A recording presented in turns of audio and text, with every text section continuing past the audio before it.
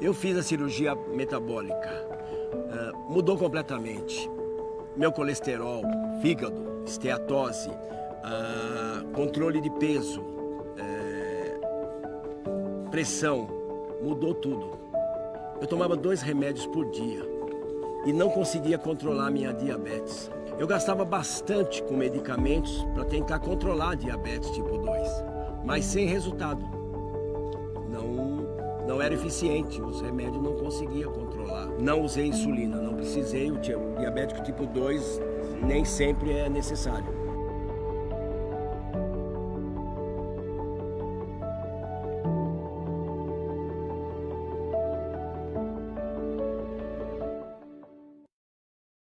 Ok. Boa noite a todos. Meu nome é Marcos Leão Vilas Boas, eu sou cirurgião bariátrico, sou presidente da Sociedade Brasileira de Cirurgia Bariátrica e Metabólica. Estamos aqui hoje novamente no nosso Bari Live, sendo transmitido pelo Instagram e pelo Facebook, e depois disponível aí pelo YouTube, nos canais da Sociedade, para tratar de um assunto que é sempre atual, sempre importante, tudo a ver com a missão da nossa instituição. Nós vamos falar hoje sobre avanços em tratamentos do diabetes, tanto nas novas drogas, nas novas medicações para tratar o diabetes, quanto nos avanços da cirurgia metabólica para aqueles pacientes que têm indicação e que buscam uma outra alternativa. Nós temos aqui hoje um grupo maravilhoso de mulheres que entendem tudo de diabetes e que vão passar as experiências, o conhecimento para vocês. E conhecimento em diabetes é fundamental. Um dos pais da endocrinologia americana, talvez o fundador da endocrinologia americana, Dr. Elliot Joslin, dizia que aqueles que mais vivem são aqueles que mais sabem, principalmente tratando de diabetes. E como tem tudo a ver também com esse nosso Bari Life, com a nossa proposta da sociedade, que é levar conhecimento, nós trouxemos hoje aqui a doutora Tharissa Petri, que é endocrinologista da Escola Alemã Oswaldo Cruz, uma estudiosa do diabetes, uma estudiosa também da cirurgia metabólica, está à frente de diversos estudos que investigaram os efeitos, os benefícios da cirurgia metabólica. Um deles, inclusive, recentemente publicado em uma das revistas mais importantes do mundo, que é o Jornal da Associação Médica Americana, que tratou de um estudo, avaliou pacientes com diabetes tipo 2 e doença renal crônica em fase inicial, avaliando o impacto da cirurgia em relação ao tratamento clínico com medicações. É um estudo que foi feito dentro da mais perfeita metodologia, que a gente chama de estudo randomizado, ou seja, sorteado o grupo que as pessoas vão. O grupo que não foi para a cirurgia utilizou as drogas mais modernas, de todos os estudos que tem no mundo hoje. Esse foi o que utilizou as melhores classes e os melhores tipos de medicações, então foi uma comparação bem justa do melhor do tratamento clínico com o melhor do tratamento cirúrgico. Esse tratamento cirúrgico capitaneado pelo ex-presidente da Sociedade Brasileira de Cirurgia Bariátrica e Metabólica, Dr. Ricardo Cohen, uma das maiores autoridades no mundo também no assunto. E ela vai falar um pouco também sobre isso aí, porque a doença renal é uma das consequências naquelas pessoas que têm menor controle do diabetes ao longo dos anos. Obviamente, uma série de outros problemas também podem acontecer, mas é importantíssimo a gente controlar o diabetes, controlar a dislipidemia, que é o colesterol alto, todas as outras variáveis para isso. Então, Tharissa está aqui, ela vai falar em breve, eu não vou ficar falando muito, só estou fazendo essas apresentações iniciais aqui para todos vocês. E nós temos também a doutora Vanessa, que é da ADJ. Vanessa, ela vai falar para a gente o papel da ADJ, ela é responsável pela parte de advocacy, que faz todo um papel de mexer com todos os aspectos políticos, sociais do lidar com o diabetes. A ADJ, para quem não sabe, ela vai falar mais adiante para vocês o que é a ADJ, é a Associação de Diabetes Juvenil, que envolve aí, o Diabetes Brasil, envolve não só o diabetes juvenil, que é o diabetes tipo 1, mas também o diabetes tipo 2, pessoas com diabetes no Brasil inteiro, e eles fazem um trabalho muito bacana de formação de pessoas e de levar informação para a comunidade. E temos a biomédica, a Fabiana, que ela tem um papel unindo todo o seu conhecimento de tecnologia, ela é especialista nessa parte de tecnologia de comunicação e biomédica, e ela também é uma influenciadora digital, tem um blog Dia e Noite Bética, é isso? Exatamente, Dia e Noite. Isso mesmo. E leva também muita informação. Então, vamos trabalhar com informação. Logo mais teremos uma nutricionista, a doutora Larissa, que vai se juntar a gente daqui a pouquinho. A Tarsila. Perdão. Tarsila, já é tanta mulher que eu já me perco. A Tarsila vai daqui a pouco e também contribuir um pouquinho mais. Sem mais delongas, eu vou começar perguntando aqui para a doutora Tarsila, doutora Tarissa. É muito hoje. É muita mulher, meu Deus. Todas loiras, maravilhosas, então, enfim. Tarissa, fala para a gente um pouquinho qual é a diferença entre diabetes tipo 1 e diabetes tipo 2, porque a gente vai entrar também no diabetes tipo 1 como uma oportunidade para que as pessoas conheçam mais o diabetes tipo 1 hoje aqui.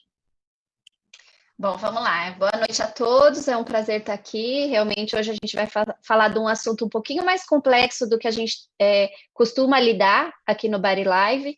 Então, hoje a gente traz um assunto novo que é o diabetes tipo 1, que, claro, a maioria de nós que trabalha com cirurgia bariátrica metabólica não está tão acostumado a lidar, mas nós endocrinologistas que trabalhamos em centros de obesidade e diabetes, a gente está.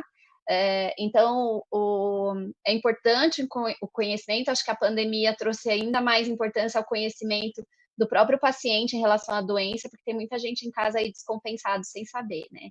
Então, vamos trabalhar para isso. Então, o diabetes tipo 1, a fisiopatologia do diabetes tipo 1 é totalmente diferente da fisiopatologia do diabetes tipo 2, isso é importante a gente dizer. Basicamente, o diabetes tipo 1, ou mesmo um diabetes que a gente chama de LADA, que é um diabetes autoimune do adulto, ele é uma doença autoimune e as células de defesa da pessoa atacam o próprio pâncreas. Então, como toda doença autoimune, a gente não sabe o que deflagra isso, existem várias teorias, e essas células de defesa acabam atacando as células produtoras de insulina e elas acabam morrendo. Então, pessoas que têm diabetes tipo 1 ou LADA, elas acabam perdendo a função do pâncreas de produzir insulina. Então, nós não temos produção de insulina, basicamente, tá? Diabetes LADA, ele tem uma particularidade que, às vezes, ele demora mais para parar de produzir insulina. Alguns pacientes ainda mantêm alguma produção, mas o diabetes tipo 1, ele realmente evolui para a parada total de produção de insulina. Já o diabetes tipo 2, que a gente está mais acostumado a falar aqui, ele é uma doença relacionada à obesidade, principalmente visceral, né? Que é essa obesidade extremamente inflamatória. Isso acaba causando um defeito na ação da insulina. A insulina, ela chega no receptor e ela não age direito. E o pâncreas, ele acaba tendo que produzir cada vez mais insulina para vencer essa resistência. Esse hiperfuncionamento do pâncreas faz com que ele não aguente por muito tempo esse trabalho exaustivo, né? Então, as células que produzem insulina também vão morrendo, mas de uma forma mais lenta e crônica, e enquanto elas vão diminuindo a sua função, a glicemia vai subindo. Então, é um processo um pouco mais lento que a gente consegue, muitas vezes, controle com medicação, perda de peso, mudança de estilo de vida em geral. Perfeito. Bom, eu vou dirigir uma pergunta agora para nossa Vanessa Pirolo, para ela explicar para a gente aqui um pouquinho o que é exatamente a ADJ e você falar um pouquinho sobre o seu trabalho na ADJ, o que a ADJ faz pelas pessoas, o que vocês fazem por lá. Então, a ADJ, bom, boa noite a todos primeiro. A ADJ é uma associação que foi fundada em 1980 por pais de crianças com diabetes e primeiramente começou a atender só realmente crianças com diabetes. Então, eram crianças com diabetes tipo 1 até então. Com o tempo, a questão também do diabetes tipo 2, como é mais prevalente em todas as populações, a gente precisou começar a trabalhar. Então, a Associação de Diabetes Juvenil, a gente transformou o nome para DJ Diabetes Brasil, porque hoje a gente atende mais ou menos metade tipo 2 e metade tipo 1.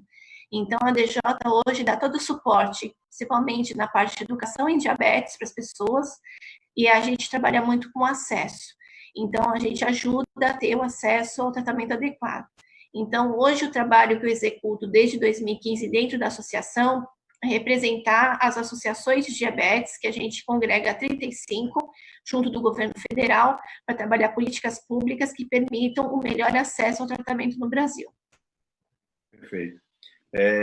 Fiquei sabendo hoje que, inclusive, o Ministério da Saúde está divulgando aí um plano de controle de doenças crônicas envolvendo obesidade, recentemente concluiu que foi aprovado pelo Senado do diabetes, né, onde foi aprovada a inclusão de algumas novas insulinas, novas medicações. Na verdade, vocês fazem um trabalho muito forte nisso aí, né? Na ADJ, trabalhando no meio político para ajudar a desenvolver leis, regulamentações para que essas pessoas tenham um representante, né? Eu acho que vocês são os legítimos representantes dessas pessoas no Brasil e fazem isso de uma maneira muito bonita, uma maneira voluntária. Eu estive algumas vezes, é um trabalho impressionante e assim a capacitação que as pessoas da DJ têm, pessoas que têm muito conhecimento, abnegados que estão ali se dedicando a isso. Já tivemos a oportunidade de falar sobre isso. E a Fabiana, ela faz um outro papel de educação, numa outra. Então, temos aqui assim, algumas instituições, né? Temos a nossa sociedade, que faz um papel também de educação, de levar informação às pessoas. Temos o Hospital Oswaldo Cruz aqui, representado por Tharissa Petri, que treina profissionais do Brasil inteiro focados aí no tratamento da obesidade, do diabetes, da cirurgia metabólica. Serviços que estão implementando pelo Ministério da Saúde vão treinar lá com Tharissa e com Ricardo Cohen, e com toda a equipe deles, né? Uma equipe enorme que tem nutricionistas, psicólogos, endocrinologistas, etc. E a Fabiana, com seu know-how aí de biomédica, pessoa da tecnologia, faz um trabalho bacana de divulgação através de um blog voltado para pessoas com diabetes, né? E levando informação e conhecimento e inclusão, né? Queria que você falasse um pouquinho sobre o seu blog e como é que as pessoas interagem com você nisso aí. Então, há uns 4 anos atrás, eu resolvi criar esse blog, chama de Noite Bética, tem também a página no Insta e no Facebook, como uma forma de motivação, inclusive pessoal. Quando a gente acaba expondo um pouco a nossa vida, a gente se cobra também para se cuidar melhor. E essa interação com as pessoas que têm diabetes, quando eu compartilho meu dia a dia, minhas histórias, as minhas emoções, e vejo que isso atinge as pessoas e exatamente o que elas também sentem, existe uma troca muito grande de conhecimento, de sentimentos, de se colocar no lugar do outro. E, bom, são 27 anos de diabetes, descobri com 9 anos, então carrego ali, né, uma vida toda de aprendizado, de mudanças de tratamento, passei por todos os estágios de um tratamento até chegar no que eu tenho hoje, que eu considero que foi o melhor para mim, que é a bomba de insulina e sensor. Mas tenho experiência desde a fitinha no xixi para medir, mudar de cor, enfim. Então, essa troca de experiência, tanto que eu passo para as pessoas, como as pessoas vêm e respondem e contam as suas histórias também, essa interação, é uma motivação para esses seguidores e principalmente para mim. Perfeito. Porque eu me esqueci de comentar, né? Tanto a Fabiana quanto a Vanessa são pessoas que têm diagnóstico desde jovens, no caso Fabiana desde os 9 anos de idade e a Vanessa desde os 18 anos, que tem diabetes tipo 1. e convivem com essa realidade, fazendo a sua limonada, né? Já que deram esse limãozinho, vamos fazer uma bela da limonada. Diet. Diet, a limonada diet. E, no caso, a Fabiana ainda tem uma outra peculiaridade, que é uma coisa extremamente rara, né? Normalmente, as pessoas com diabetes tipo 1, ao contrário das pessoas com diabetes tipo 2, que têm mais propensão a excesso de peso e obesidade, as pessoas com diabetes tipo 1 normalmente são pessoas magras, né? É difícil até de engordar, né? Mas, e a cirurgia metabólica não visa o tratamento de pessoas com diabetes tipo 1, né? A gente não trata o diabetes tipo 1 com cirurgia metabólica, mas a gente trata a obesidade. E a Fabiana estava com excesso de peso significativo, com obesidadezinha, e acabou fazendo uma cirurgia metabólica, uma cirurgia bariátrica metabólica, obviamente não para ficar totalmente controlado do seu diabetes, mas para facilitar o seu controle e perder peso, claro, que é sempre bem-vindo em qualquer situação que o peso esteja excedente.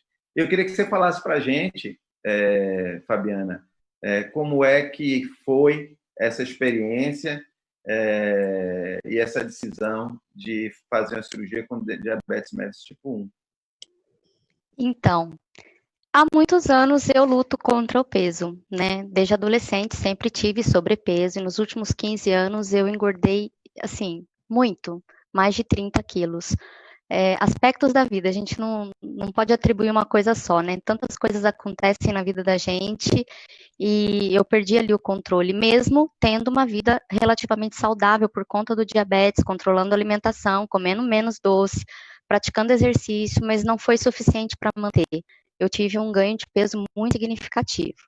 E tendo diabetes, a gente está condicionado a cuidar do presente para não ter complicações no futuro. É uma preocupação que a gente tem o tempo todo e principalmente quando você estuda o diabetes. Então, desde criança, adolescente, a minha mãe vinha comigo de Minas para São Paulo para assistir os congressos da DJ, para a gente ter informações sobre diabetes. Então, a educação em diabetes me despertou a questão de saúde, a preocupação com o futuro. E, mesmo eu não tendo nenhuma complicação relativa ao controle do diabetes, saúde muito boa, por sinal, eu tinha muita dificuldade de controlar a glicemia, né? E fora isso, pequenas outras coisas ali, colesterol, triglicérides sempre no limite, mas o medo de ter uma complicação relacionada ao diabetes e, consequentemente, também por causa da obesidade, né? A obesidade por si só já pode trazer complicações e uma diminuição da qualidade de vida. E mais o diabetes, então, uma coisa pesando a outra, eu queria muito ter uma solução. Mas eu passei por outros métodos outros tratamentos, sempre com acompanhamento da minha endócrino, de nutricionista, mas não foi suficiente. E chegou um momento que eu falei, olha, eu ainda sou jovem, eu quero dar um jeito agora, enquanto eu ainda tenho idade para aproveitar a vida, para evitar complicações no futuro. Eu não quero esperar chegar no pior momento para tomar uma decisão, eu quero tomar agora. E foi quando eu falei com a minha endócrino, a gente estudou, a gente procurou, eu fui em vários cirurgiões para saber da opinião, e junto com a equipe, né, endócrina, psicóloga, nutricionista, o cirurgião, nós chegamos à conclusão que sim, seria uma solução não, um empurrão para o meu tratamento contra a obesidade, porque não é uma solução definitiva, é uma parte do tratamento, de um tratamento que eu continuo fazendo até hoje. Perfeito. E vai fazer o resto da vida, né? Todos nós precisamos ter isso em mente, né? São mudanças e controles e atenções que nós temos que ter ao longo da vida, né? Eu queria perguntar para a Vanessa como é que foi esse início dela na ADJ e como é que a ADJ auxilia as pessoas que têm, como é que elas podem ir, como é que elas buscam a ADJ. Bom, estão vendo aqui só um pouquinho, Vanessa, que a Tarsila... Apresentar a Tarsila. Que a Tarsila, que é a Tarsila, nutricionista. Essa é a Tarsila Ferraz de Campos, meu braço direito e esquerdo no tratamento de pessoas com diabetes autoimune, né, tipo 1 e LADA. Sem esse trabalho conjunto da nutricionista com o endocrinologista, é impossível a gente realmente levar o melhor tratamento para essas pessoas. A Fabiana e a Vanessa podem falar isso também. Então, por isso que eu acho importante a Tarsila se juntar a gente, porque ela realmente é uma parte importante. Gente, boa noite, desculpa o atraso, mas muito, muito feliz de contribuir, da gente falar desse assunto, de avanços, de trabalho em equipe e de somar forças, acho que é o mais importante. Perfeito, você é muito bem-vinda. Aliás, essas doenças crônicas todas, esses problemas todos que a gente está acostumado a tratar, né, diabetes, obesidade, todos eles são assim um belo exemplo de como a gente precisa somar forças, né, da parte de organização social, nutrição, psicologia, endocrinologia, cirurgia, todo mundo trabalhando em prol de uma pessoa que é o paciente, com o olhar sempre nisso aí que é o que importa, né? E até antes de prosseguir, Max, eu queria falar um pouco sobre a questão do peso e o diabetes tipo 1. A gente está acostumado a ver pessoas com diabetes tipo 1 mais magras, como você falou, né? Mas aquela pessoa que realmente tenta buscar um controle e não consegue muito fazer isso de uma forma adequada, de acordo com a alimentação, ou acaba comendo demais e tentando usar um pouco mais de insulina, às vezes tem hipoglicemia, come mais. Então, geralmente a pessoa que não tem essa facilidade no controle da doença, ela pode sim aumentar peso, porque a insulina é um hormônio anabólico, né? A gente não pode esquecer disso.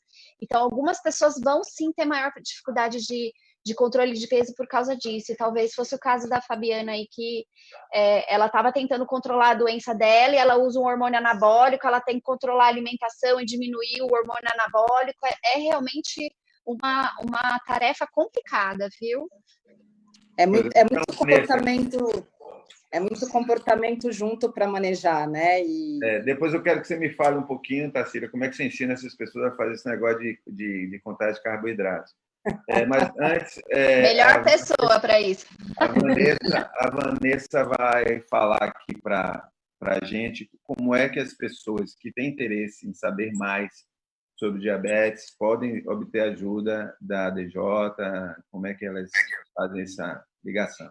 Então, você tinha até perguntado anteriormente, porque é que eu me envolvi com a advocacy, né? Sim. Então, na ADJ, a gente sempre tinha as reclamações das pessoas que tinham dificuldade de ter acesso aos insumos dos medicamentos, mesmo que elas tinham direito de pegar nas unidades de saúde.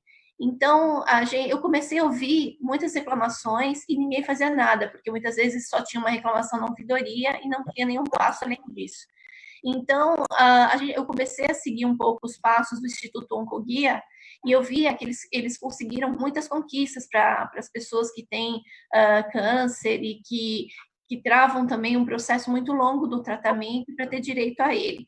Então, eu comecei a trilhar, ele me ajudou bastante, e aí eu comecei a trabalhar no advocacy, porque a DJ já tinha mapeado mais de 30 associações de diabetes, então cada uma delas estava trabalhando localmente, então vamos unir essa voz e vamos ser ouvidos pelo governo federal. Então, nós nos unimos com todas essas associações, temos a capacitação todos os anos, inclusive a gente vai ter agora no dia 21 e 22 de agosto, que eu espero a sua presença no dia 22 de agosto com a gente, porque a ideia é continuar capacitando, vai ser online dessa vez, porque a gente gosta do tete-a-tete, mas a gente vai conversar sobre vários conhecimentos que podem ajudar as associações a trabalhar localmente. E, enquanto isso, a gente vai trabalhar todas as demandas via federal. Então, as insulinas análogas de ação rápida que entraram no SUS, mas a gente está com um problema sério de dispensação delas, porque elas estão no armazém do Ministério da Saúde em Guarulhos e elas vão estragar daqui a pouco. E aí só 10% dessa demanda foi atendida, eles fizeram uma conta errada, então boa parte dessa insulina vai estragar, não? E aí é dinheiro nosso jogado no lixo. Então, como a gente é feita essa distribuição, Vanessa? Como é que essas pessoas do Sistema Único de Saúde têm acesso a essas insulinas de melhor qualidade hoje? Então, nas unidades de dispensação, é por processo administrativo. Todas as pessoas com diabetes tipo 1 que têm a prescrição médica, elas têm direito. Então, e o que está acontecendo é que foram feitas as contas e distribuídas pelo Brasil, mas as pessoas, para preencherem, para conseguirem ter acesso, precisam preencher um documento chamado LME, o médico. E o médico demora, em média, 30 a 40 minutos. Então, tem dificuldade no preenchimento. Ele tem uma consulta, geralmente de 10, 15 minutos, como é que eles vão preencher esse documento? E aí, o processo de distribuição fica muito complicado. E hoje a gente está com muita dificuldade de falar com o Ministério da Saúde sobre isso, porque não tem um interlocutor com essa pandemia, com tudo o que aconteceu e a crise política que se instalou, a gente não tem mais interlocutor. E assim, fica complicado. Então, por exemplo, hoje foi discutido o protocolo de atualização de diabetes tipo 2 na Conitec, na Comissão de Incorporação de Tecnologia do SUS. Nós pedimos para participar, eles não nos deixaram. Então, a gente fez um manifesto, publiquei ontem, com todas as outras associações das outras patologias, falando que eles têm alguma coisa para esconder da gente. Não. Então, assim, a gente está com muita dificuldade hoje por causa da pandemia e com a troca das pessoas lá no Ministério da Saúde. Então, assim, é um trabalho árduo, é um desafio imenso agora, porque a gente não tem um interlocutor. E aí a gente começa a trabalhar a mídia para sensibilizar, começa a marcá-los em campanhas digitais na internet para conseguir esse diálogo com eles, de verdade. Durante essa pandemia, parece que a única doença que existe agora é o Covid. É o Covid. Todas as outras causas de mortalidade, de adoecimento, ficaram de lado, ainda que aquelas pessoas que estão amargando os piores momentos sejam justamente essas que sofrem de doenças crônicas e que estão aí entre os grupos de risco mais importantes, né? Eu ia perguntar, mas você já falou como é trabalhar em advocacy nessa época de pandemia. Eu estou vendo que se já é complicado no dia a dia, agora então, nem fala, né? É insano. Eu queria perguntar aqui, então, para a Tarsila, porque a gente estava falando aqui antes de contagem de carboidratos. E para quem não está de casa aí, não sabe o que é isso, eu queria que você descrevesse aí brevemente, Tarsila, o que é contagem de carboidratos e quem precisa fazer. Eu tive diagnóstico, Tarsila, antes de você entrar, antes de começar o programa, eu falei aqui para as pessoas, eu, além de ser cirurgião bariátrico, eu tive diagnóstico de diabetes tipo 2 há 8 anos atrás, e fiquei 2 anos tratando clinicamente com medicações e tal, e há 6 anos eu fiz uma cirurgia metabólica, tinha índice de 31, tinha diabetes tipo 2, que nessa fase já estava controlada, mas no começo chegou a ter 480, e logo quando eu tive meu primeiro diagnóstico, isso era só ter de fazer contagem de carboidrato também, meu Deus do céu, eu não sei contar, não, matemática. Como é que eu vou fazer esse próximo? Normalmente é o que a gente escuta, contar o quê? Que eu não sou bem de fazer conta, não sou bom de já fazer saber conta, quantas né? calorias tem no negócio, quantos carboidratos tem na comida já é difícil, ainda mais contar, né? Conta aí pra gente como é que faz. Na verdade, assim, a contagem de carboidrato é uma ferramenta nutricional que a gente tem até um pouco para tentar. Ela é mais utilizada realmente no diabetes tipo 1, insulinizado, porque isso até que a Vanessa colocou, o quanto a gente corre atrás de insulinas mais modernas, que tenham uma velocidade de ação mais potente, né? O quanto a gente briga para conseguir incluir isso dentro do arsenal de tipos de insulina para tratar o tipo 1, principalmente, porque a gente tenta chegar muito próximo da fisiologia de uma pessoa que não tem diabetes, né? Então, a grande verdade é que o tratamento do diabetes tipo 1, ele acaba acontecendo justamente para a gente tentar caminhar igual a um pâncreas que esteja funcionando normalmente. E o nosso corpo, ele funciona dessa forma. Eu me alimento, o meu pâncreas tem essa magia perfeita de entender o quanto eu estou comendo e o quanto de insulina ele vai liberar para isso. Quando eu transporto isso para a pessoa que tem diabetes tipo 1, quem tem que fazer esse cálculo é ele tem que decidir o que vai comer, né? A Fabiana sente isso na pele, provavelmente, e é um dos desafios realmente que a gente tem, né? Porque como que eu vou chegar nessa informação? Então, a terapia de contagem de carboidrato nada mais é do que fazer um treino junto com o paciente, dele entender onde ele vai buscar a informação nutricional desses alimentos para conseguir fazer o casamento perfeito entre a quantidade de insulina que ele precisa aplicar para aquela quantidade de alimento que ele vai consumir. Então, é um ajuste fino. Basicamente, o total de carboidrato que a gente vai consumir ao longo do dia, que cada um de nós precisa, que faz parte do processo de contagem, todos nós precisamos saber, independente de eu ter ou não diabetes, né? A Tarsila tem uma necessidade nutricional de carboidrato ao longo do dia, o Marcos, a Tharissa, a Vanessa, a Fabiana, todos nós temos. O que vai agregar dentro do tratamento da pessoa com diabetes tipo 1 é que a gente tem como adequar a quantidade de insulina para o que ele vai comer. E aí a gente chega numa questão que é uma relação insulina-carboidrato. E aí a gente vai colocar para aquela pessoa, uma unidade de insulina cobre 10 gramas de carboidrato, cobre 15 gramas de carboidrato. Exige uma dedicação. É igual para todas as pessoas? É uma conta fixa ou depende do peso? Não é fixa nem para quem toma, né? Nem os horários são fixos, muda tudo. Para você ter ideia de como não é igual para todas as pessoas, para a mesma pessoa ela muda ao longo do dia, porque a gente sabe que a nossa sensibilidade à insulina também sofre influência dos horários do dia. Então, tem horário do dia que você tem pico de cortisol, então naquele momento você tem mais resistência, então naquele momento, basicamente, uma unidade de insulina talvez não cubra 15 gramas de carboidrato, vai cobrir 10. Então, quando a gente fala, e que a Tharissa fala que é um trabalho... Os tipos de carboidrato também são diferentes, né? Dependendo do que você vem ingerir, se for um pão, se for uma beterraba, se for uma laranja ou se for um doce, por exemplo. São diferentes, mas a contagem de carboidrato ela rege justamente assim, né? É o quanto você vai comer. A gente sabe que o processo de digestão, independente do tipo, é um carboidrato que veio do açúcar da fruta, da frutose, é um carboidrato que veio da sacarose, que é o açúcar que tem no doce, que é o açúcar branco, é o carboidrato que veio do amido, que tem lá no pão. O processo de absorção vai acontecer da mesma forma e eles vão impactar a glicemia em forma de glicose. O que a gente tem que tentar equilibrar é o quanto, né? Como isso vai se comportar na corrente sanguínea. Então, impactou, eu tenho que ter insulina correspondente para dar conta de metabolizar esse carboidrato. Então, obviamente, que aí quando a gente estava discutindo aqui um pouco antes eu estava escutando vocês, o quanto a gente tem que organizar todo esse tratamento ao longo do dia e fazer esse casamento entre o que eu vou comer, que horário, quanto que eu vou aplicar de insulina.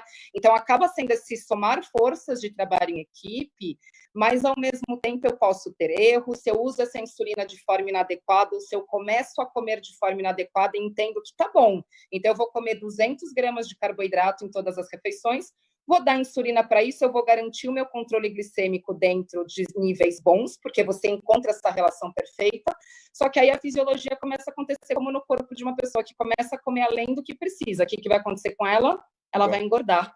E daí que a pessoa com diabetes tipo 1 também pode ter um problema metabólico, um triglicérides elevado, uma circunferência abdominal aumentada, que aí a gente entra nesse parâmetro de será que para algumas pessoas, como foi o caso da Fabiana, por exemplo, chega algum momento desse descontrole, que às vezes não é nem a glicemia o principal fator, mas foi toda outra desorganização metabólica que veio em resposta, talvez, desse descontrole do uso da insulina, como a Tharissa falou, a insulina é um hormônio anabólico, por isso que não é só uma coisa, eu vou contar carboidrato que está tudo bem, eu preciso praticar alimentação saudável, eu preciso fazer atividade física, eu preciso entender a melhor relação insulina-carboidrato e o trabalho em conjunto da equipe multiprofissional junto com o paciente vai ser realmente para garantir esse melhor controle glicêmico.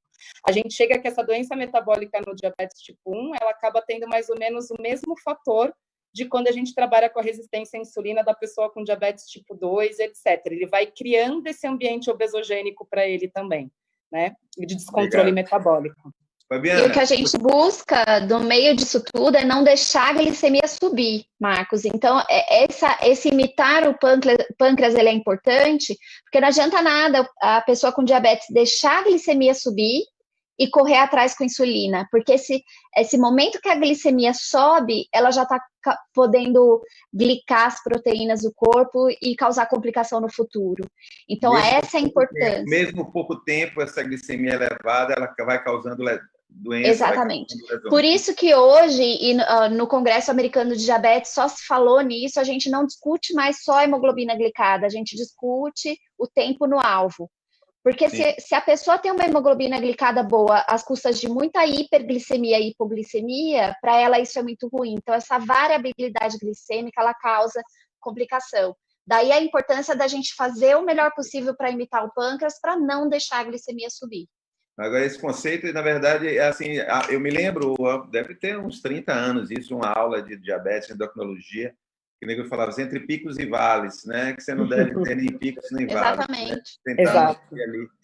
Mas eu queria fazer uma pergunta para a Fabiana, que, bom, ela é uma pessoa da tecnologia, né? Uma pessoa digital aí, e para o indivíduo que tem diabetes, especialmente diabetes tipo 1, hoje essa informatização, a eletrônica, a computação, cheio de gadgets, cheio de apetrechos que terminam facilitando um pouco mais a vida, né? Como é que é o dia a dia de uma bombinha de insulina, um sensor que o próprio telefone já mede, eu acho que já está tudo interconectado, ou se não está, em breve vai estar, né? Que ele lê e ele já manda a dose adequada para aquela nova glicemia. Conte aí, você faz isso? Como é que é?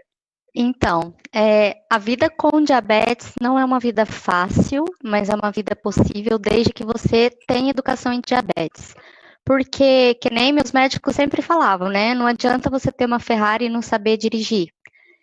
Então, foi um processo desde medir a glicose no xixi e ver a mudança de cor da fita, até hoje eu usar um sensor que eu passo o telefone e vejo quanto está o nível naquele momento e se está subindo ou se está descendo, para poder tomar decisões melhores. Então, é uma coisa que, com a experiência que a gente tem em diabetes, claro que eu experimentei todas as terapias possíveis, de seringa, de caneta, de bomba, de sensor agora, junto com a bomba. A melhor tecnologia é aquela que você consegue usar, né?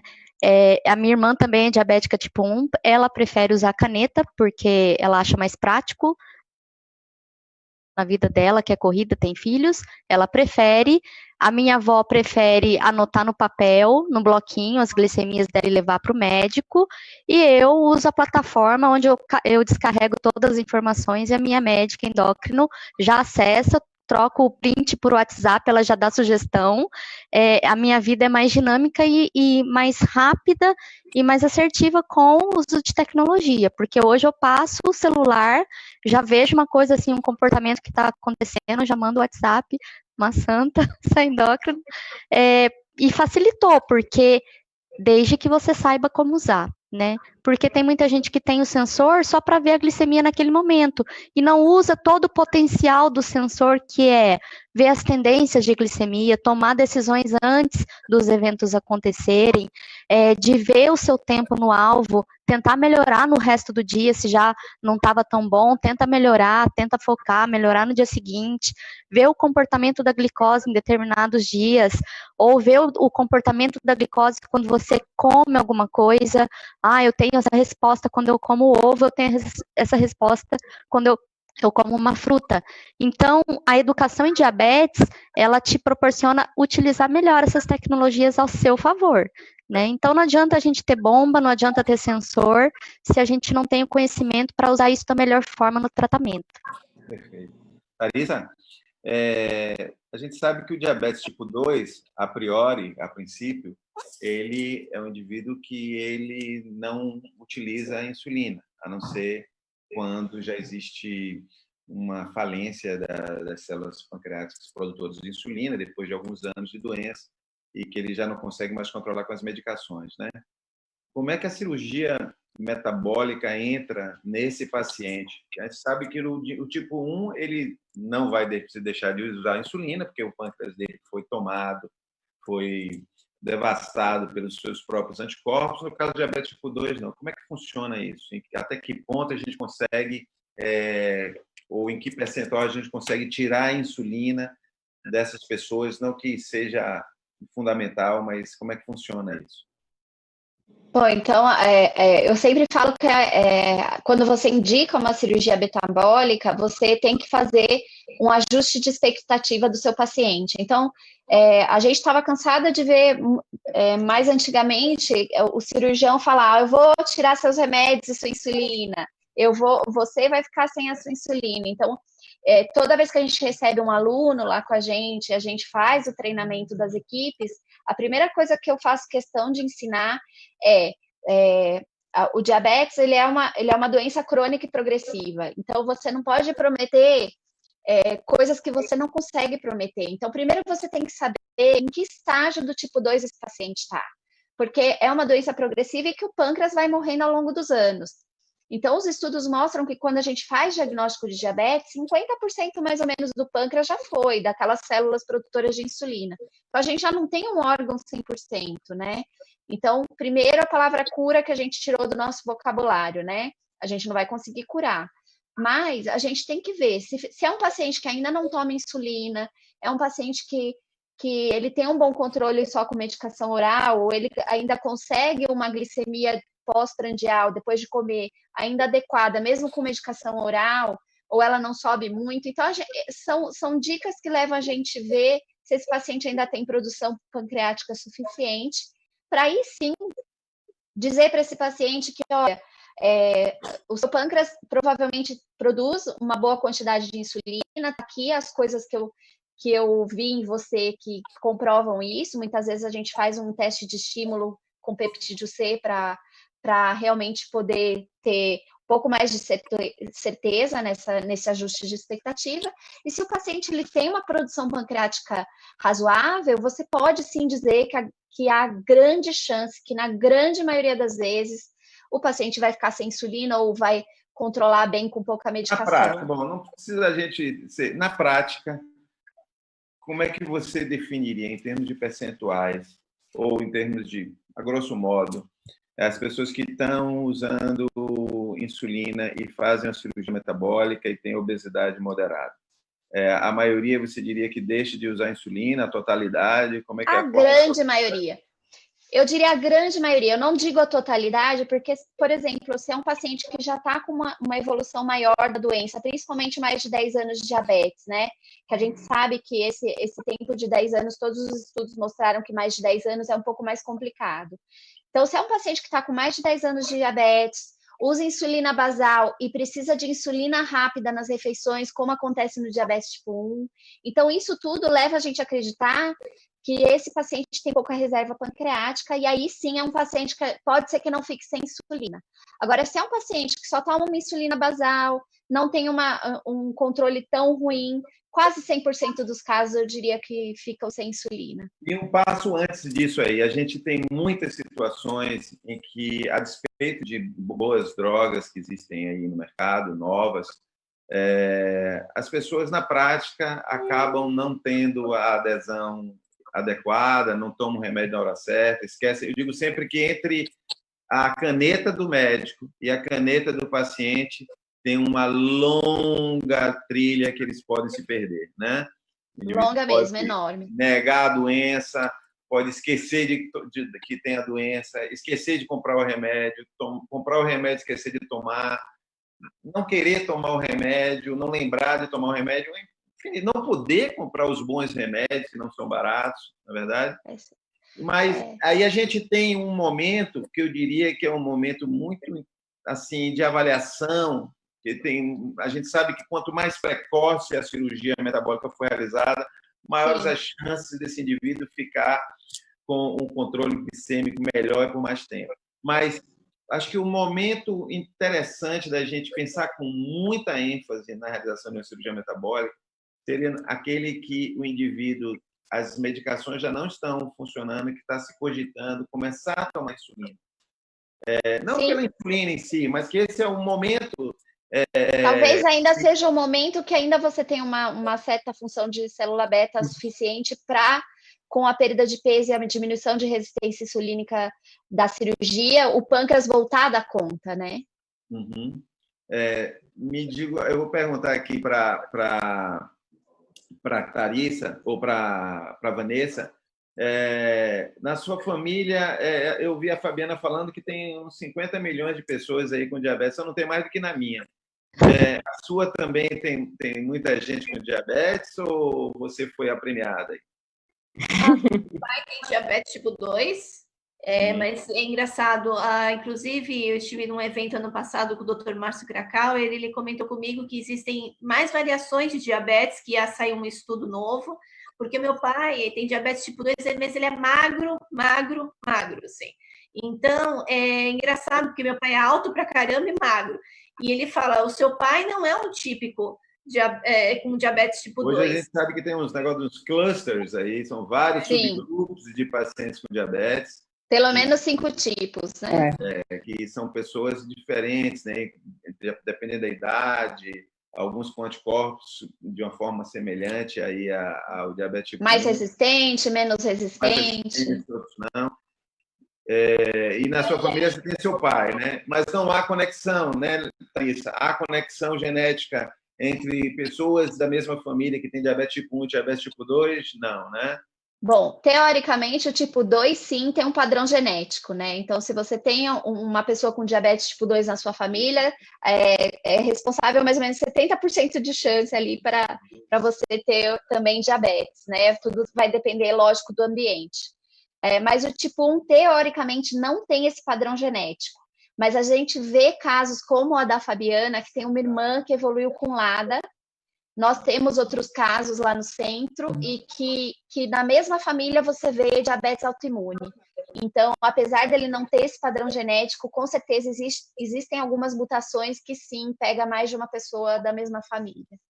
Fabiana, você estava falando, a gente estava falando aqui, que ela, diabetes tipo 1, excesso de peso, aí faz uma cirurgia bariátrica, metabólica, perde peso, e aí tem uma surpresa, a doença celíaca. A doença celíaca está na moda agora, todo mundo agora... todo mundo cortando glúten, né? Eu estou pagando a minha língua, na verdade. Intolerância à lactose. Lactose você está preservada por enquanto, né? Por enquanto sim. Mineira que eu sou, eu como muito queijo, então meu o que me ajuda. Não tem nem como. Mas, então, essa é uma característica também de quem tem doenças autoimunes, né? Praticamente de 8 a 10% dos diabéticos tipo 1 tem chance de ter doença celíaca e o contrário também. Então, as doenças autoimunes, elas estão relacionadas. E o controle da obesidade, da inflamação do corpo, das respostas autoimunes do nosso corpo, né? Quanto mais inflamado você está, quanto mais obeso, ou quanto mais doenças autoimunes você tem, mais chance de desenvolver outras doenças autoimunes. Então, a minha vida agora não tem sido fácil. Eu digo até em casa que a cirurgia bariátrica veio para colocar ordem, né? Porque reestruturou a minha alimentação tanto para o diabetes quanto para a doença celíaca, então está sendo mais fácil por causa da bariátrica. Eu como menos, eu como os alimentos muito mais saudáveis, in natura, menos industrializado, mais em casa, carrego a minha marmita. Sua preferência alimentar, do ponto de vista de paladar? Mudou muito. Depois da cirurgia, eu acho tudo muito doce, muito salgado. Eu não consigo comer um brigadeiro hoje como eu comia antes. Um brigadeiro já me enjoa. Mudou muito meu paladar. É incrível. Você quer falar um pouco sobre isso, Tarsila? Sobre preferências alimentares aí em relação antes a e gente sabe. A gente sabe que cada mudando, eu costumo dizer que o paciente do pré-operatório de preferências alimentares não cabe mais no pós-operatório, né? Que se a pessoa faz a cirurgia com a expectativa de que, mas eu vou ter muita vontade de comer aquilo outro, eu sempre falo, dá um reset aí, porque realmente é um novo comportamento alimentar que se instala. Eu acho que o grande passo da cirurgia é justamente auxiliar nessa nova... A Fabiana, que passou pelo procedimento, você começa do zero, né? É um começar de novo mesmo, porque a gente tem até a evolução das dietas do pós-operatório imediato, de você voltar a se conectar com as consistências alimentares, com os sabores. Então, a gente fala que a educação nutricional, a reeducação nutricional, começa no primeiro dia de pós-operatório, né? Por mais que a gente tenha ali aquela coisa da dieta líquida, mas isso tudo faz parte do processo para você se entender, interpretar essa nova fisiologia alimentar que se instala após, né? E a gente sabe que é muito individualizado, né? Então, bacana a Fabiana falar do salgado, tem muita gente que fala mais do pro doce, né? mas é engraçado como você teve essa percepção de que realmente tem essa mudança de paladar como um todo. E a oportunidade mesmo de você ressignificar a alimentação nesse momento, porque a gente sabe que a gente consegue trabalhar esse momento de paladar, de incluir, eu não sei se no caso da Fabiana, mas a gente tem muitos casos de pessoas que detestavam algum tipo de alimento no pré-operatório e que começam a ter como predileção alimentar algum tipo de fruta, de verdura, de legume, e passam até uma certa recusa aos doces, que eram mais presentes no cardápio do pré-operatório. É isso que eu digo para as pessoas, que elas às vezes imaginam que fazer uma cirurgia implicaria num enorme sacrifício, que a cirurgia vai impedir de comer, a pessoa vai ficar com vontade de comer e não vai conseguir comer. A cirurgia ela é muito mais sensorial, ela é muito mais cortical, cerebral do que as pessoas imaginam. Você deixa de comer muitas vezes, não é porque não consegue, porque tem um obstáculo no seu estômago, mas porque os hormônios, a parte toda que controla a sua fome, sua vontade de comer, fica alterada. E aí entra também, né, Tharissa, é uma coisa que vocês têm trabalhado muito isso lá no centro, a coisa do estigma, né, de achar que o indivíduo que tem obesidade, ele tem aquilo porque ele é descarado, porque ele não tem força de vontade, quando, na verdade, é uma coisa muito mais complexa do que isso. E a complexidade que vem com a cirurgia é justamente ajudar nisso aí, né? Transformar vontades, né? É colocar ordem, né, em tudo aquilo que foi se perdendo dentro do processo de vários mecanismos do nosso... Eu falo que quem é curioso de olhar o mapa das coisas que interferem na obesidade, né? Um mapa super complexo, tem vários caminhos, então não dá para falar só que é uma questão de fechar a boca, né? Como muita gente fala no tratamento da obesidade. Infelizmente, esse ano a gente ia entrar com essa campanha forte contra o preconceito contra a obesidade, mas aí veio o Covid e acabou atropelando um pouco a nossa campanha. Mas a gente tem tentado fazer isso toda vez que a gente dá entrevista, toda vez que a gente dá uma aula de um congresso, toda vez que a gente fala aqui numa live. A importância da gente tirar isso, porque é uma grande barreira para o tratamento da obesidade e também no diabetes, tá? Pode colocar o diabetes junto nisso. Porque as pessoas têm mania de achar que a pessoa com obesidade ou com diabetes, elas tiveram escolha para estar ali. Mas não, a gente tem influência genética, influência social, econômica, cultural. Então, se fosse tão fácil, não é como a gente tinha antigamente, é o que a gente come e o que a gente gasta, né? Se fosse só essa balancinha, se fosse só isso, seria muito fácil, né, Marcos? Vamos comer menos, fazer mais atividade física, gastar mais. Tudo bem. Mas a gente realmente sabe hoje que não é assim. Nem o país mais rico e nem o mais pobre está vencendo a obesidade. A gente vê que todos os países isso está subindo. Lá na Noruega, na Suécia, no pico do mundo do desenvolvimento, não dá para dizer 20% de obesidade, né? Não dá para dizer que é falta de acesso, que é falta de informação, que é pouca comida ou muita comida, porque o país mais pobre também está engordando. Então, é muito mais do que a gente imaginava. E não é uma escolha, é uma doença, e a gente tem que tratar agressivamente, sim, porque é uma doença extremamente frustrante, porque a pessoa entra em vários tratamentos e falência de tratamento, e trata de novo. E é um tratamento que exige ânimo, né, da pessoa. Se a pessoa ela vem muito frustrada, onde ela vai encontrar o ânimo para isso? Então, se não é o profissional de saúde que está tratando isso para acolher e dar esse tratamento que essa pessoa precisa, onde essa pessoa vai achar isso? Essa ajuda. Eu queria que Vanessa falasse um pouquinho depois sobre Covid e Fabiana também, como elas estão lidando com isso. Mas antes eu queria já responder uma pergunta aqui que fizeram aqui, que é mais sobre cirurgia metabólica nessa época de pandemia. O Conselho Federal de Medicina, cerca de 1 mês e meio atrás, 2 meses atrás, publicou uma recomendação em relação à cirurgia bariátrica metabólica nesse tempo de pandemia. Obviamente, essa é uma realidade que cada instituição, que cada cidade tem de forma diferente. Cidades que estão no pico da pandemia, instituições que não têm um fluxo separado para os pacientes que vão fazer cirurgia metabólica e bariátrica, obviamente devem esperar um pouco mais.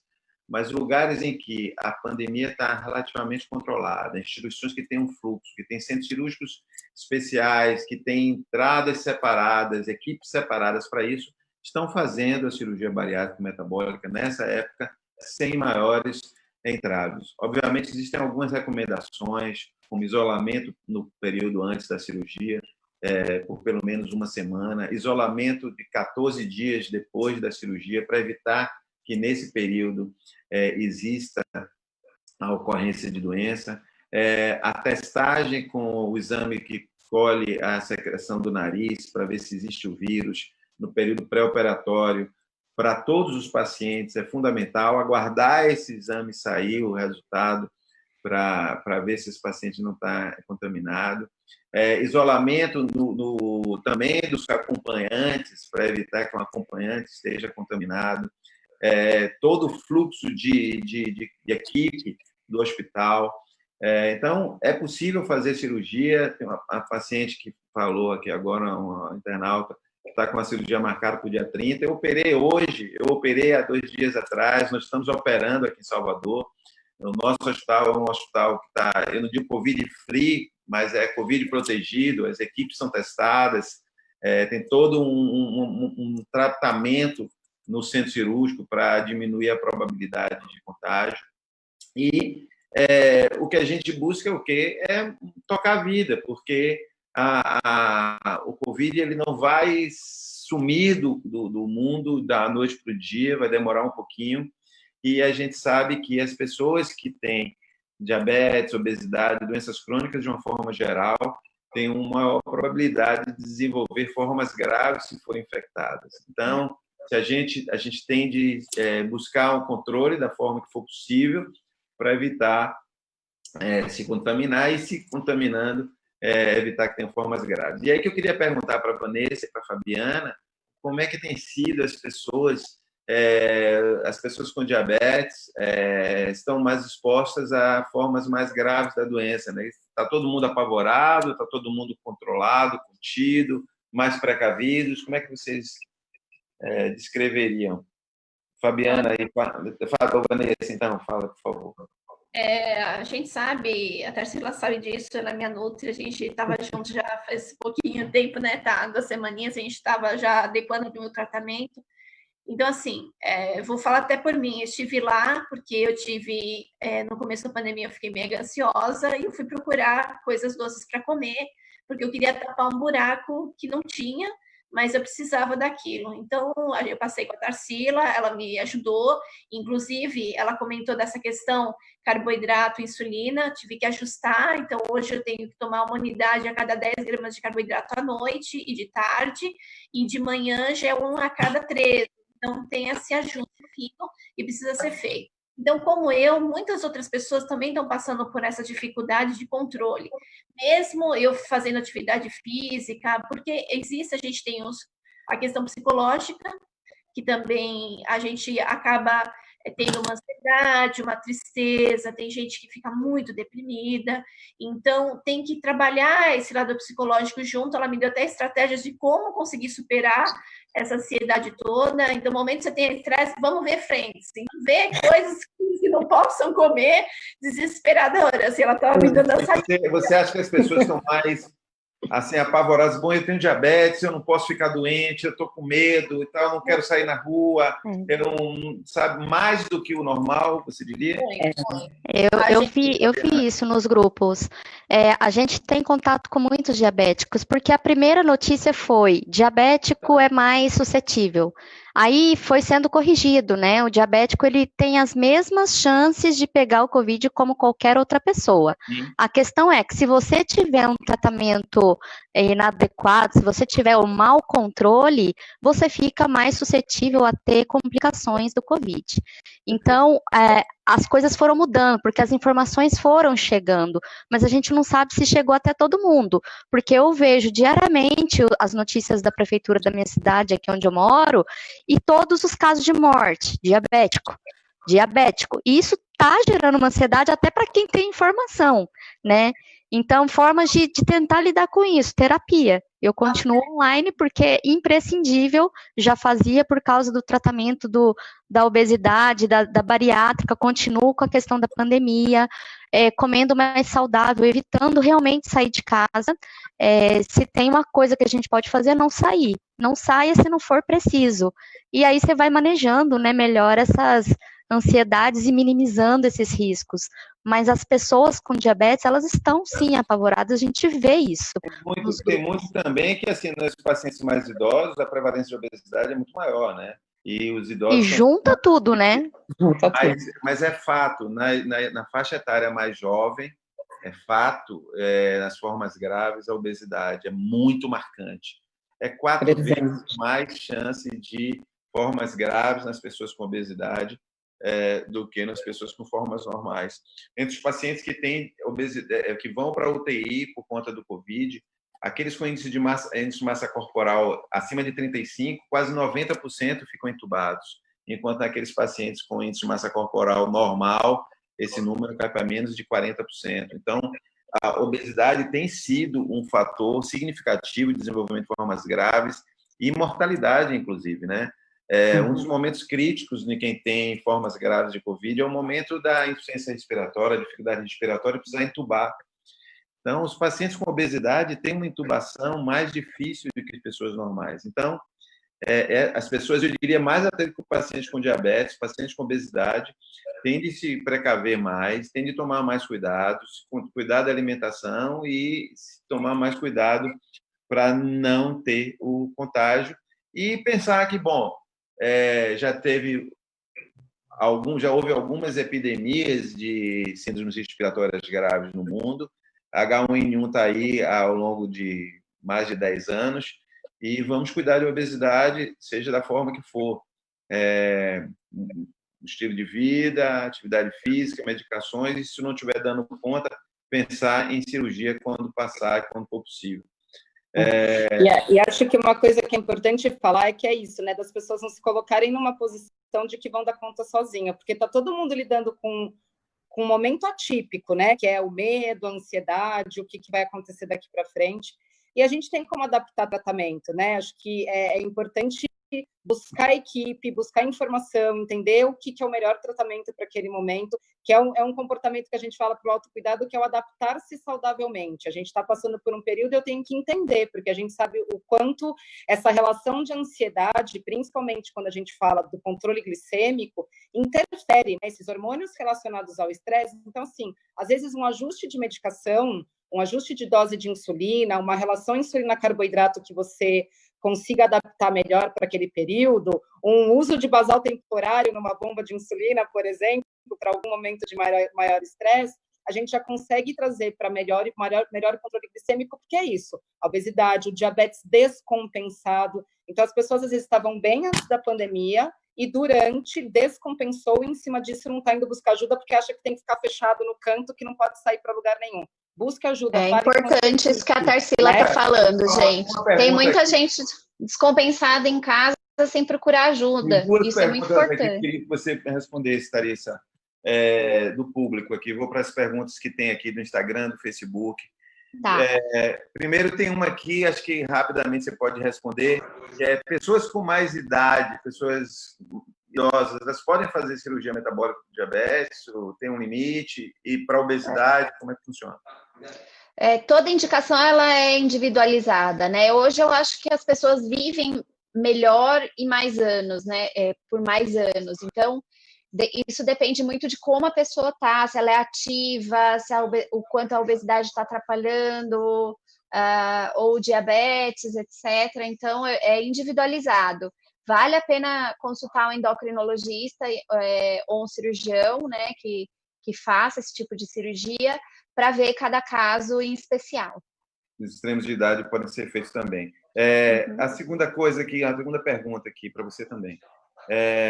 A pessoa precisa estar com diabetes controlado para fazer a cirurgia? Vamos lá, eu tenho um diabetes que não controlo. Como é que faz? Eu vou para a cirurgia, como é que eu controlo isso antes?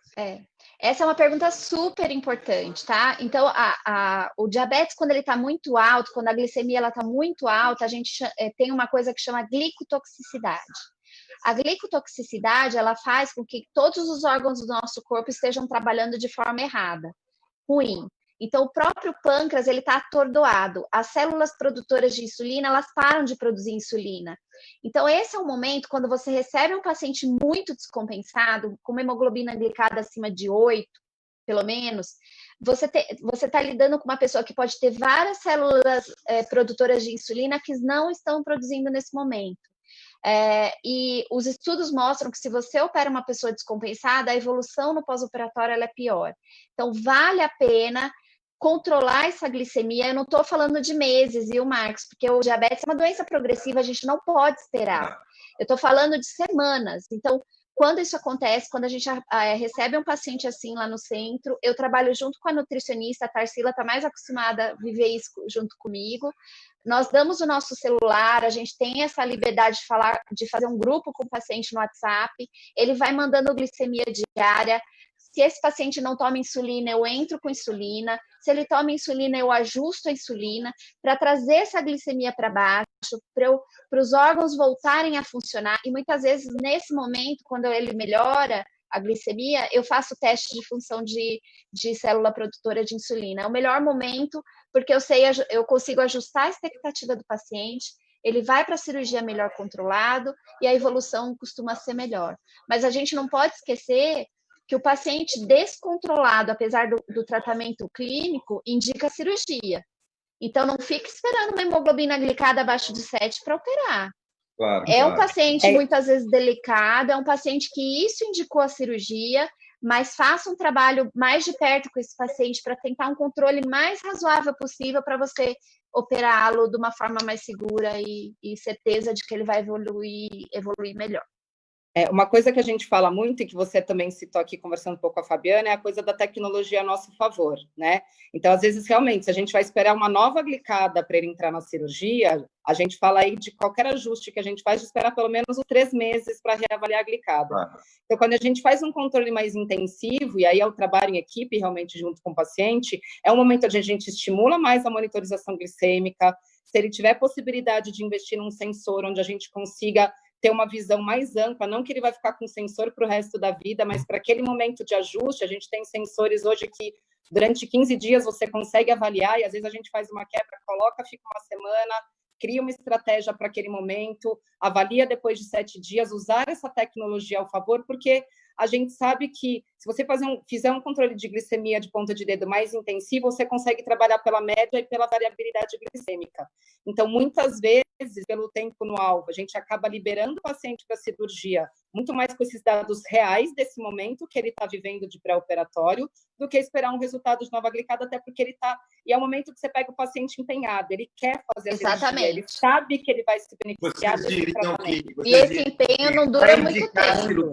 Para indicar a cirurgia, a gente olha muito a glicada, porque é um parâmetro de controle. Mas para controlar esse paciente para o momento adequado, a gente tende a ir passar para um ajuste mais fino, né? E ir para a glicemia. Eu e a Tarsila, nós temos casos lindos para mostrar, e a gente mostra isso nas nossas aulas para os nossos alunos.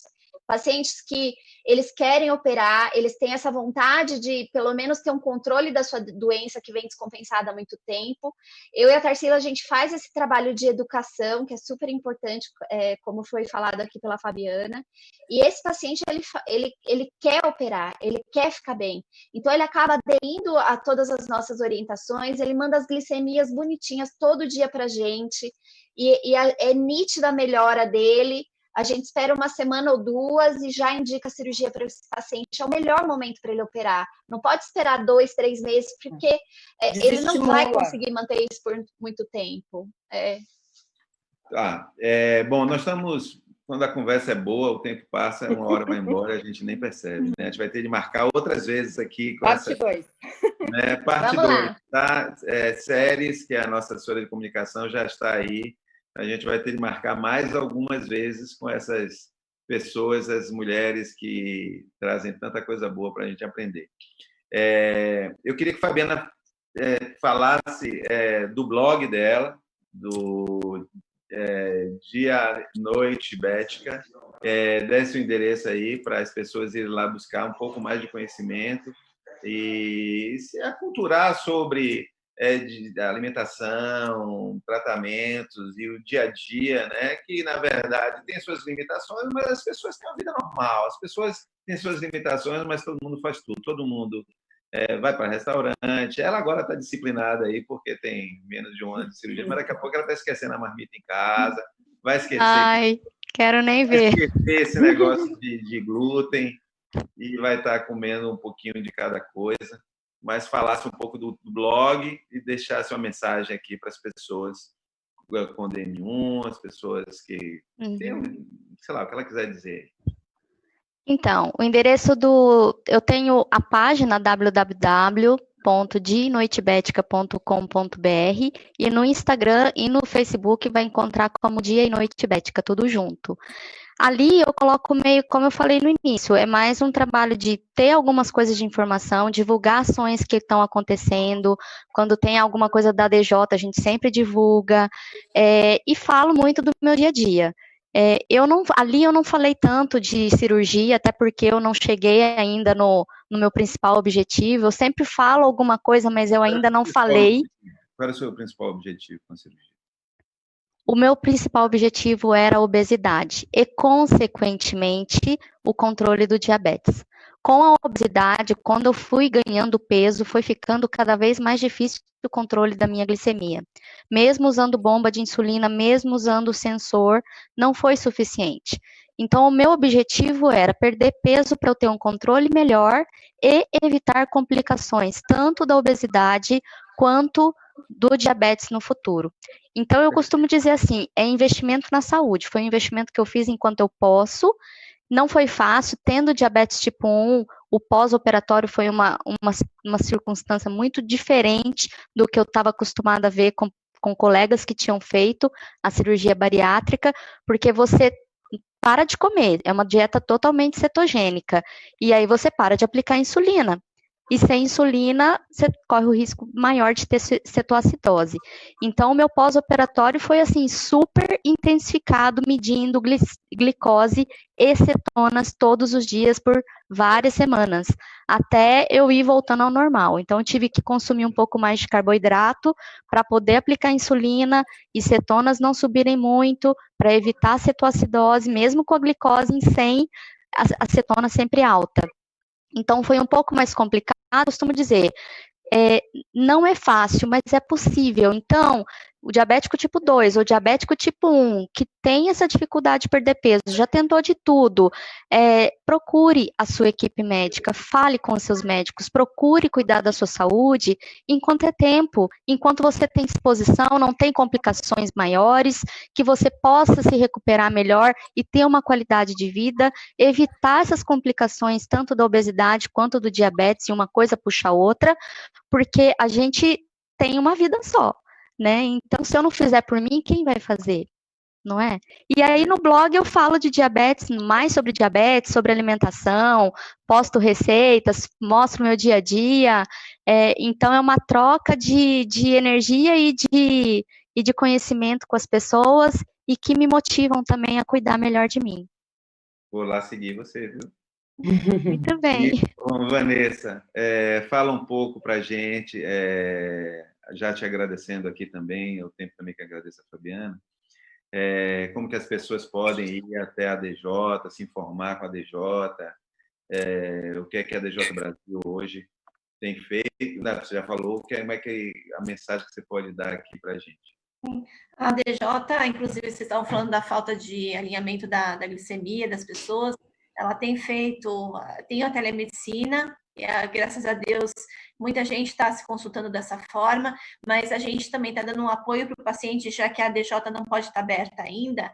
A DJ está conseguindo, algumas pessoas ligam para a doutora Denise Franco, conseguem alinhar um pouco o tratamento através do telefone, porque a gente não quer que as pessoas descontrolem a glicemia, porque a gente sabe do risco que a Fabiana comentou, que a complicação é maior se contrair o COVID, se a pessoa tiver alteração da glicemia a médio e longo prazo.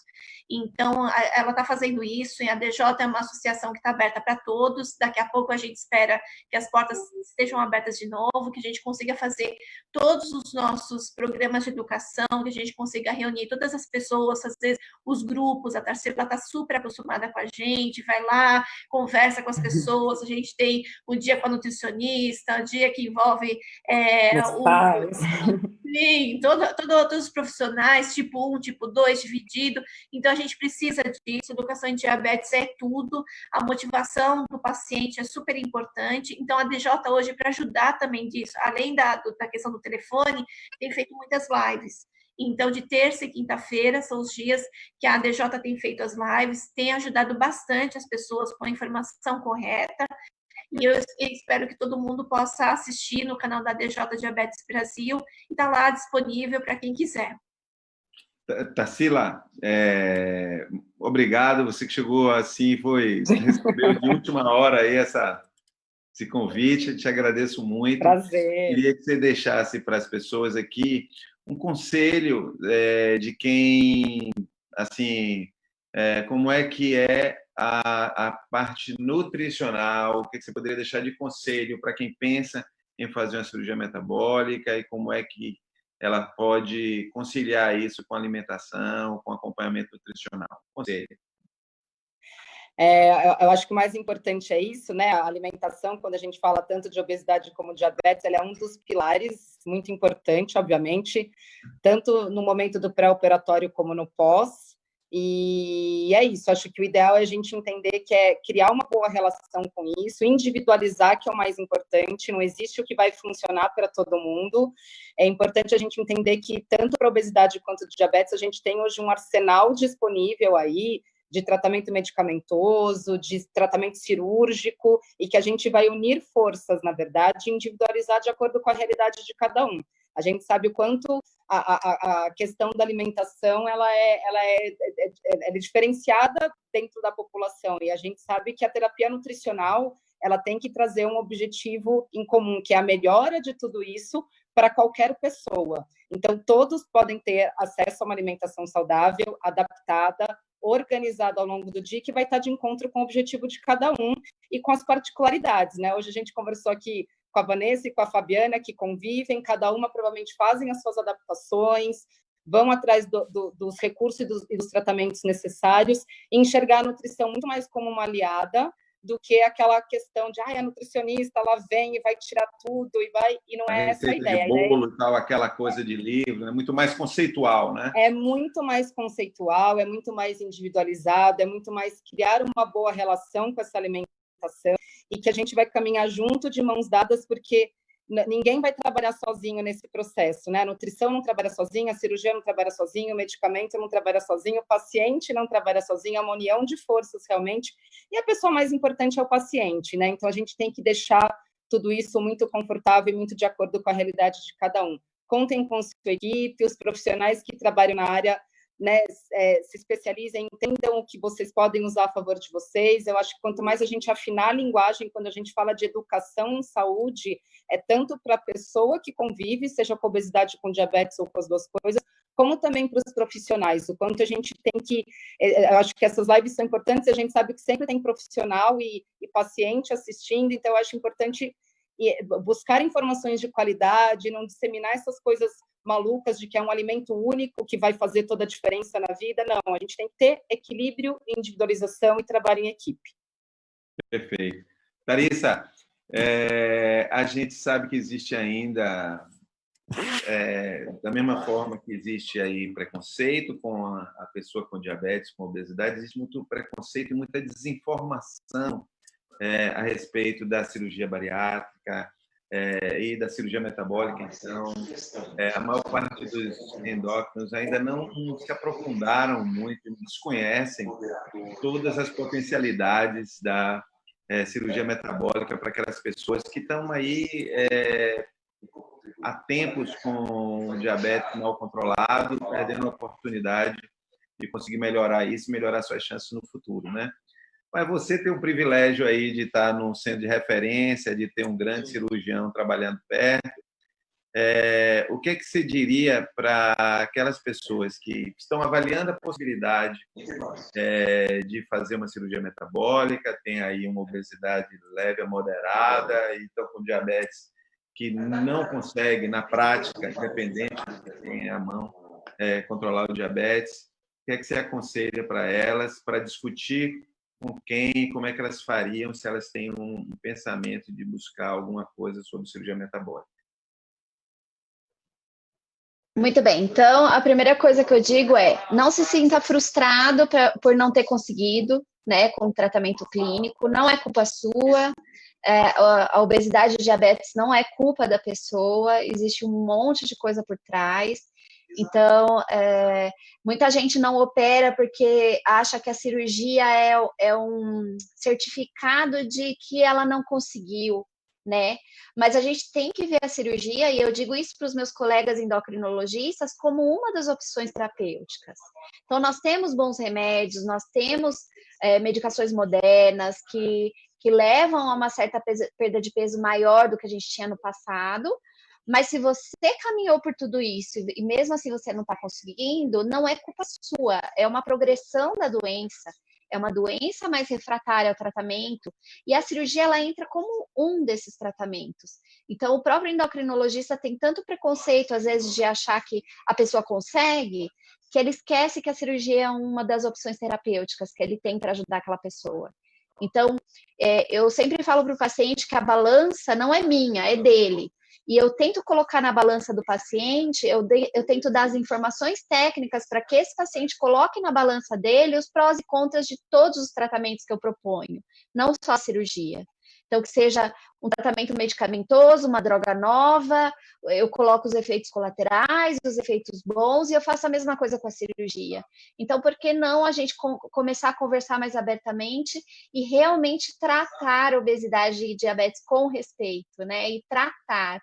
Não só achar que a pessoa tem que fazer sozinha, ou que a pessoa não consegue, ou que ela é preguiçosa por não conseguir, né?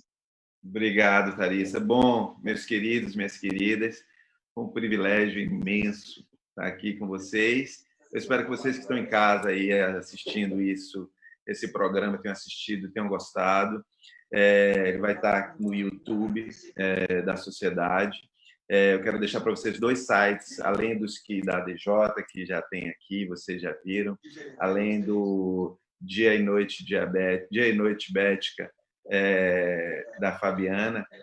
Nós temos o site da Sociedade, www.sbcbm.org.br, e temos um site dedicado, um hot site dedicado à diabetes e à cirurgia metabólica, que é o vidanovametabolica.org.br, que está repleto de informações. Tem dietas, tem receitas, tem entrevistas, tem vídeos, tem muita informação sobre diabetes. E esse papo nosso vai estar depois lá também com um link para mostrar um pouco para todos o que a gente tem de informação. Eu agradeço muito para vocês, foi um prazer enorme, mais ainda, porque são 4 lindas e inteligentes mulheres que fizeram minha noite ficar mais agradável. Obrigado, fiquem bem, todos vocês. Na quinta-feira que vem temos mais um Bari Live, aqui às 8 horas, e a gente se vê lá. Tá? Boa noite a todos. Beijo. Boa noite, Boa noite, obrigada. beijão.